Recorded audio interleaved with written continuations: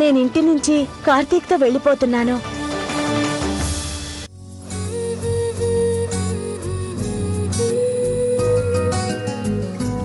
Thanks Karthik, నువ్వు నా మాటకు ఒప్పుకొని నన్ను కలిసేందుకు వచ్చినందుకు. అలా ఎలా రాకుండా ఉంటాననుకున్నావు లవ్లీ? నా నుంచి విడిపోవడం అనేది నీకెంత బాధగా ఉందో నాకు అంతే బాధగా ఉంది. వదిలే, వెళ్దాం పద. ఇలా కాదు, ఏ? ఇది నీతో గడపబోయే చివరి రోజు, అందుకే నువ్వు నేను చెప్పినట్టు చేయాలి. ఇప్పుడు నువ్వు నాతో స్కూటీ పైన వస్తున్నావు. స్కూటీ పైన? డోంట్ వరీ, నా డ్రైవింగ్ చాలా బాగుంటుంది. నువ్వు నా బండి ఎక్కితే నా స్కూటీకి రెక్కలున్నాయనిపిస్తుంది. నువ్వు ఒక పంచే, నీ బండి అక్కడ పార్క్ చేసి నాతో రా. పదా. సరే.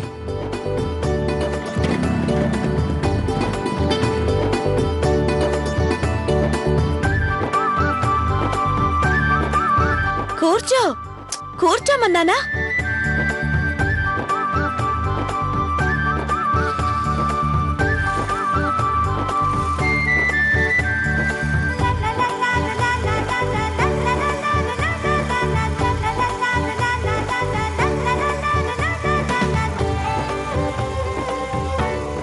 సరిగ్గానే కూర్చున్నావు కదా? సరిగ్గానే కూర్చున్నాను. నీ స్కూటీ చాలా కంఫర్టబుల్ గా ఉంది. ఎందుకుండదు, ఎంతైనా ఇది లవ్లీ స్కూటీ. అరే లవ్లీ, జాగ్రత్త, ఏం చేస్తున్నావు?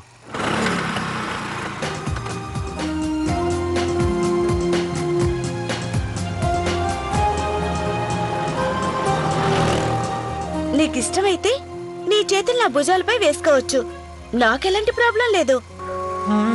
కానీ నాకుంది.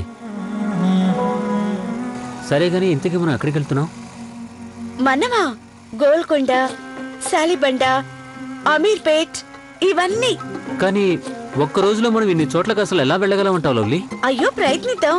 మనం కలిసి ఎంతవరకు వెళ్ళగలిగితే అంతవరకు వెళ్దాం.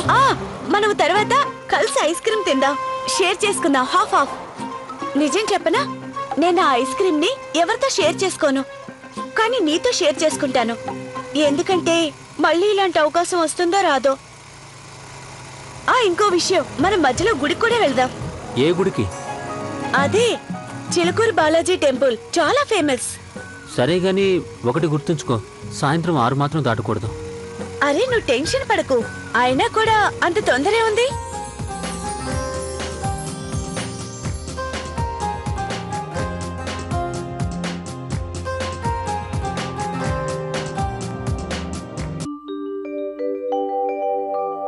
నేను వెంటనే వంటగదిలోకి వెళ్లి భోజనం తయారు చేయాలి, లేదంటే లంచ్ వేళకి కార్తీక్ ఆఫీస్ కి చేరుకోలేను. పాపం కార్తీక్ హడావిడిలో టిఫిన్ కూడా చేయకుండా వెళ్లిపోయి.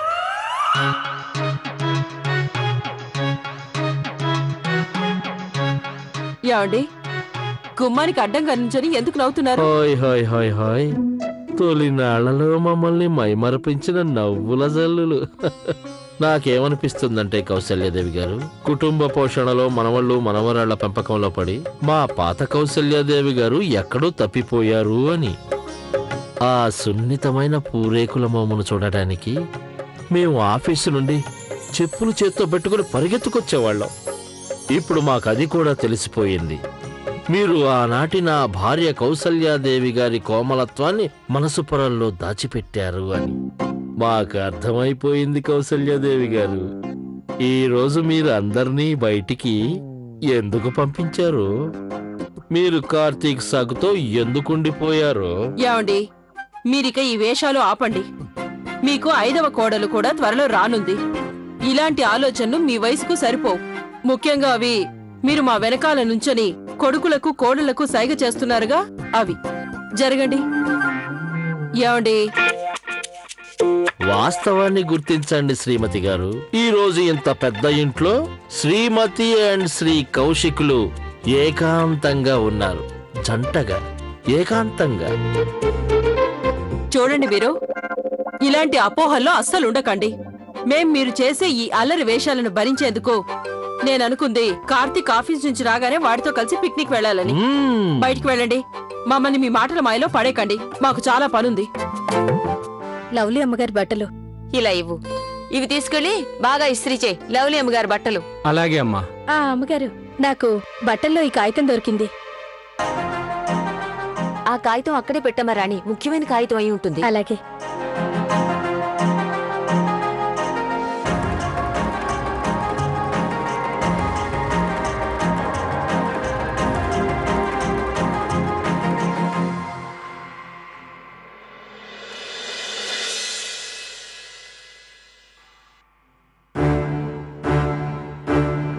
పెద్దమ్మ టిఫిన్ రెడీగా ఉంటే కొంచెం తెచ్చిపెట్టండి. అలాగేనయ్యా, రెడీగా ఉంది. చూడు బాబు, నువ్వు కలవడం మంచిదైంది. ఆ రోజు నేనిచ్చానే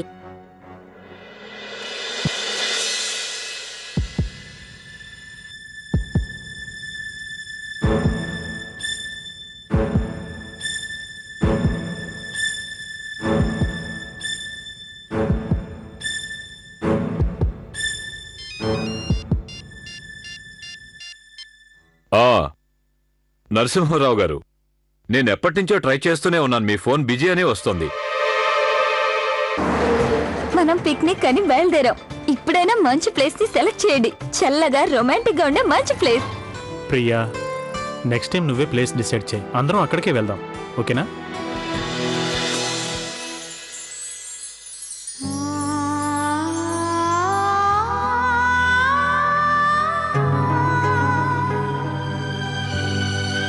సిమ్రన్, నాకిప్పుడే గుర్తొచ్చింది, కొన్ని రోజుల క్రితం నువ్వు ఏదో కేసు గురించి చెప్పావు.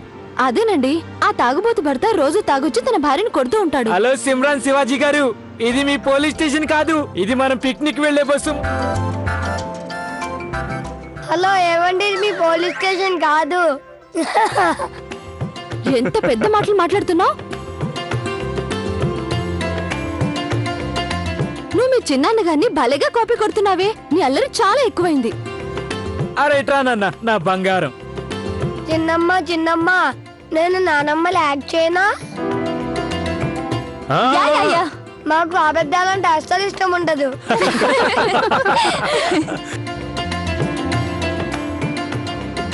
ఓకే ఓకే, ఇప్పుడు నేను మీనాక్షి యాక్ట్ చేస్తాను. ఓయ్ ఓయ్ తింగర్ పిల్లగా, నీ పని ఇప్పుడే చెప్తాను, పదా.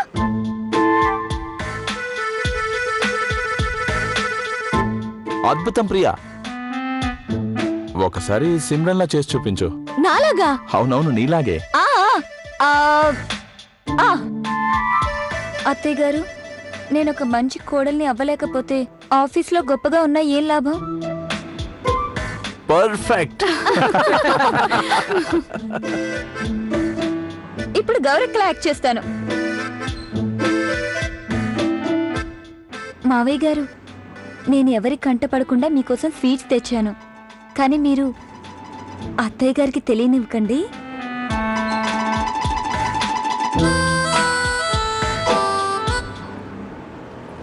ఇప్పుడు మనం దేవుడి దర్శనానికి వెళ్తున్నాం. అక్కడికేగా అన్నయ్యలు వదినలు పిక్నిక్ వెళ్తున్నారు. ఏ వద్దు, ఆ పాపు బండాపు అక్కడికొద్దు, గండిపేట చుట్టుపక్కల కొద్దు. ఎందుకు? ఆ రూట్ అస్సలు బాలేదు. నువ్వు ఇటువైపు పదా, ప్లేస్ నేను చెప్తాను.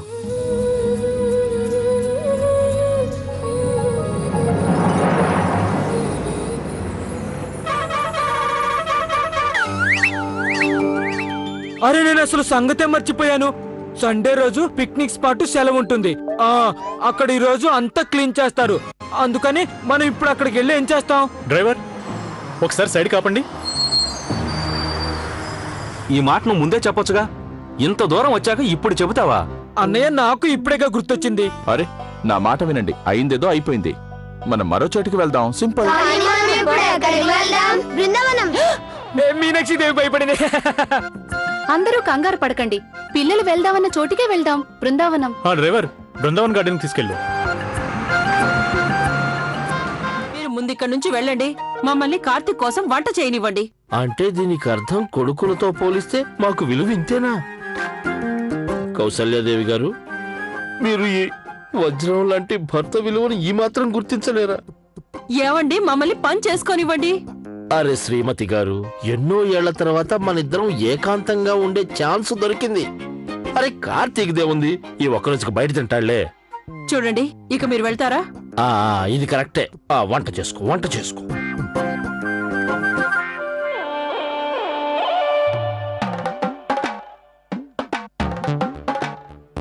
చెప్పండి. మీకు మేమేం సాయం చేయగలం? ఏమండి, ఎవరి పని వాళ్లే చెయ్యాలి. అంటే మేం పనికిరామనేగా? అంటే నీ భర్త చేతగడవాడనేగా? ఏమండి, దయచేసి మీరిక్కడి నుంచి బయటికి వెళ్ళండి. నా పని నన్ను చేసుకోనివ్వండి. వెళ్ళండి. అలాగే, సరే. మొహాన్న పట్టిన చెమటలు తుడుస్తాం. అరే ఎంత చెమటలు ఏమండి, ఏమండి, మీరు వెళ్ళండి. అలాగే వెళతాం, కానీ ఎంతో కొంత సాయం చేస్తాం కదా. అక్క, నాకు విషయం చెప్పండి. ఈ రోజు మీరు సంతోషంగా ఉన్నారు, ఏంటి సంగతి? అవును సిమ్రన్, మీ బావగారు మమ్మల్ని కూడా పిక్నిక్కి రమ్మన్నారు. అందుకని చాలా సంతోషంగా ఉన్నాను. సరే సరే, అందరూ వినండి. ఇప్పుడు మనం అంతాక్షరి ఆడదాం, ఓకే? అలాగే, అంత్యాక్షరి ఆడదాం. మనం ఎలా ఆడతామంటే ఒకరి తర్వాత ఒకరు ప్రతి ఒక్కరు ఆడాలి, ఓకే? అలాగేనండి, మీరు చెప్పినట్లు ఆడదాం. కానీ ఫస్ట్ నేను పడతాను, ఓకే? దిల్ సే నీ ఊహల్లో ఎగసే ఎగసే ఆనందంలో పడి దొర్లేస్తున్నా నీలాకాశంలో మెరిసే మెరిసే నీ కన్నుల్లో కురిసే కురిసే నీ మబ్బుల్లో. భలే పాడింది ప్రియా, వా వా వా.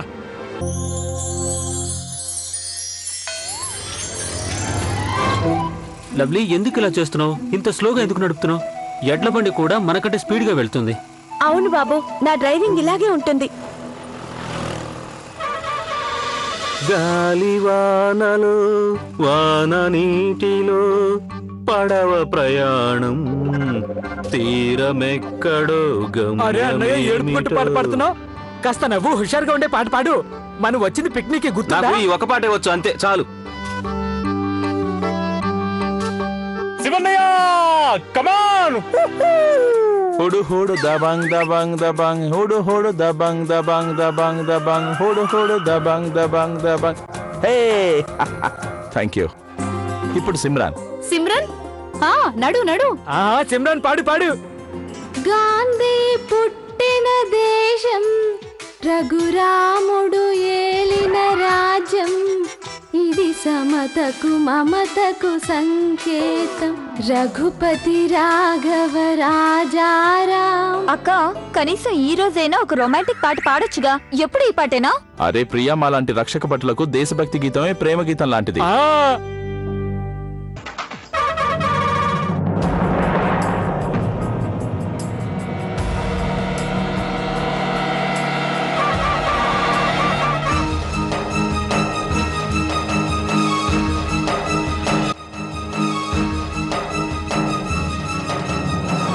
లవ్లీ, ఆ డ్రైవర్ ఎప్పటి నుంచి హారన్ కొడుతున్నాడు? అతను వెళ్ళనివచ్చు కదా.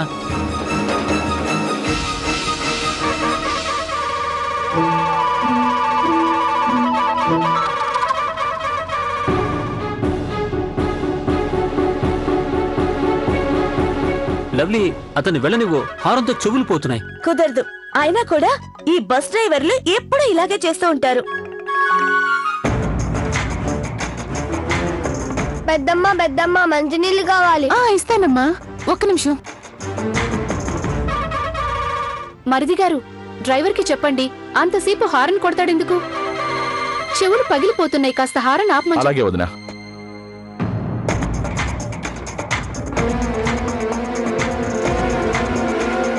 నాన్న, మంచినీళ్ళు కావాలి. ఇస్తానుండు.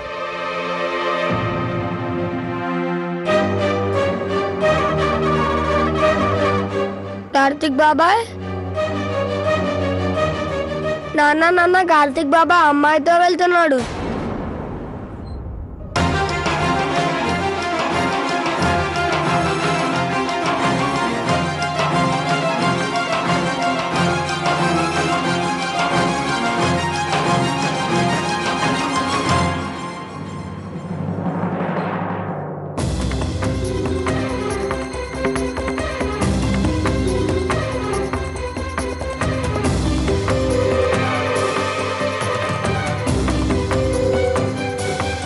మిన్ని, నువ్వు ముందే ఉన్నావుగా. కార్తీక్ నీకు కనిపించాడా? లేదు లేదు, అతనెవరు మన కార్తీక్ కాదు. ఇదిగో మా నాన్న అన్నాడు కదా, వేరే ఎవరినో చూసి మన కార్తీక్ అనుకుంటున్నాడు. కార్తిక్ బాబాయ్ ఒక అమ్మాయితో వెళ్తుంటే చూసాను. అది కాదంటే గోల్ చేయకు, నోరు మూసుకో, వెళ్ళి నీళ్లు తాగు.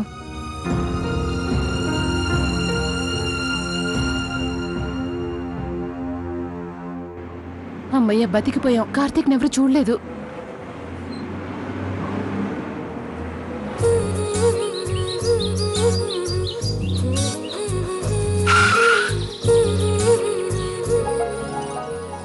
నువ్వు స్కూటీని ఇక్కడ ఎందుకు ఆపావు? ఇది నా ఫేవరెట్ ప్లేస్. నీకు తెలుసా, నా చిన్నప్పుడు మా ఆయమ్మ నన్ను ఎప్పుడు ఇక్కడికే తీసుకొచ్చేది. దిగు దిగు.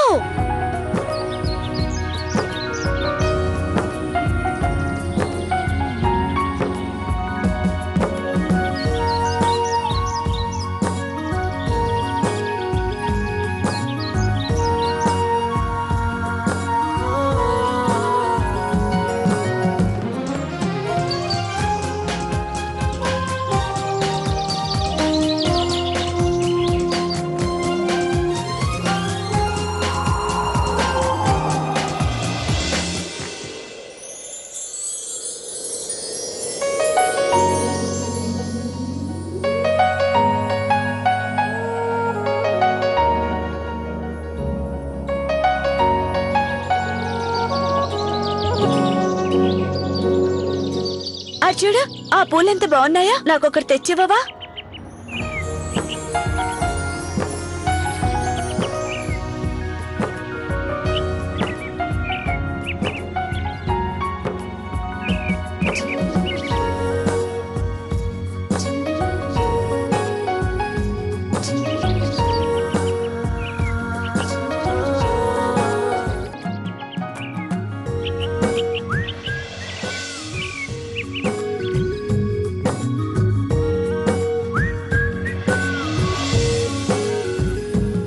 నేను నీకోసం మొక్కజొన్న పొత్తులు తెస్తాను.